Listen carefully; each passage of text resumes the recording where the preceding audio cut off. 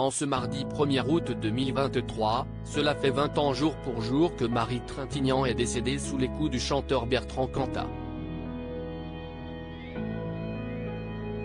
Un drame auquel Samuel Benchetrit a presque assisté puisque ce soir-là, le leader du groupe Noir Désir lui a passé un appel. Impossible pour les fans de Marie Trintignant d'oublier le 1er août 2003, date à laquelle l'actrice s'est éteinte à l'âge de 41 ans. Quelques jours plus tôt, alors qu'elle se trouvait dans sa chambre d'hôtel à Vilnius, en Lituanie, elle y tournait le téléfilm Colette, une femme libre, elle avait été battue à mort par son compagnon de l'époque, le chanteur Bertrand Cantat.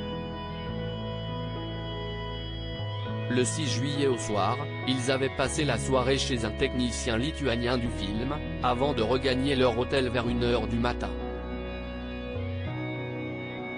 Le ton serait monté lorsque le chanteur de Noir Désir, très énervé, aurait interrogé l'actrice sur Samuel Benchetrit, son ex-compagnon dont elle venait tout juste de se séparer et qui continuait de lui envoyer des messages.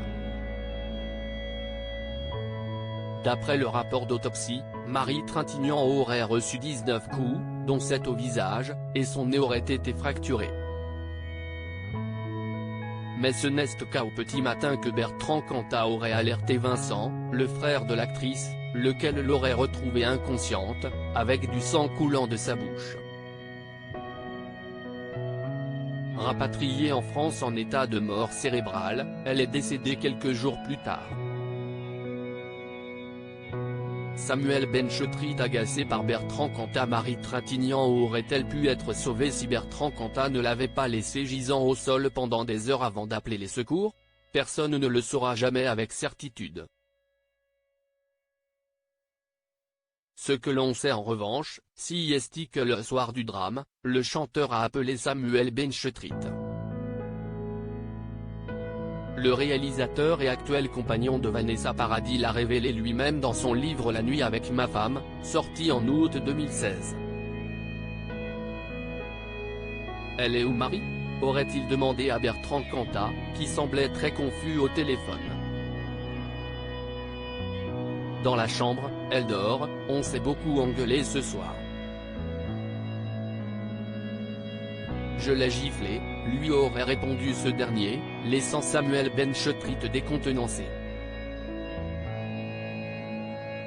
Je ne comprends pas. Je ne sais pas ce que ça veut dire. Je ne dis rien, ça ne me touche pas, ça n'a pas de gravité, ce n'est pas vrai. Je suis fatigué. J'en ai marre de parler à ce type. Je le trouve gonflant. Je trouve qu'il chiale trop, avoue l'ex-mari de l'actrice dans son ouvrage. Mais il était alors loin de se douter de l'extrême situation de détresse dans laquelle se trouvait Marie Trintignant.